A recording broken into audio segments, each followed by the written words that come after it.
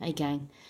So I got tweeted at by a Joan Knowles a few weeks ago, and she had said in her tweet that she had dreamt that I was in her fictional writing club, and I had refused to read one of her manuscripts, and that made her sad.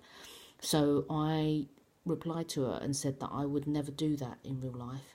So as a promise, I got her to send me part of a manuscript so I could read it out loud to make her happy. So here it is. I'm just going to read some of it. It is about a page and a half, so forgive me if I don't do it justice, because it turns out she's a published author and her name is Joan Knowles, and check her out because what she sent me is pretty cool. So here we go.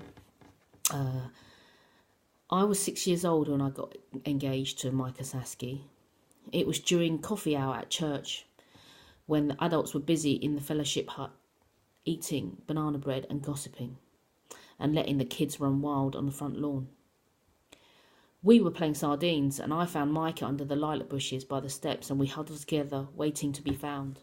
We held hands and giggled quietly each time we heard footsteps and heavy breathing as someone ran past. We waited like that for a long time, and then out of the blue, Micah whispered, "I love you, Rachel." His breath smelled like bananas, and I squeezed his hand, and my small heart thumped in my chest as if it were a hummingbird trapped inside. "Do you want to marry me?" he asked. "Yes," I said without hesitation. He was my first and best friend, and my favourite neighbour. We liked almost all the same games, and even the same food. Marriage just made perfect sense. "Move over," Nadia Collins said, interrupting our engagement. Micah and I smiled at each other and squished even closer together. The lilac bushes were in full bloom, and the smell of the blossoms engulfed each time someone jostled the branches. Cole Jenkins found us next, then a few others, and the game was over. We all climbed out from under the bushes, but before we went inside, Micah gave me a lilac and kissed me on the cheek. Then we found our parents and told them the good news. They laughed and said, "How sweet," as if it was a silly joke.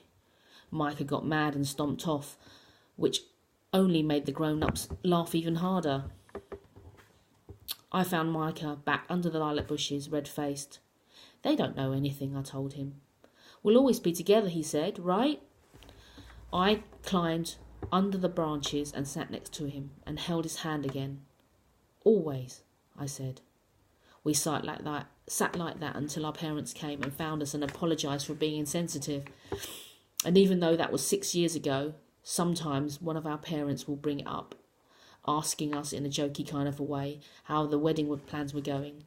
Micah always blushes and smiles awkwardly, and maybe a little hopefully, but more and more I'm filled with guilt, because deep down, as much as I love Micah, I know it will never happen.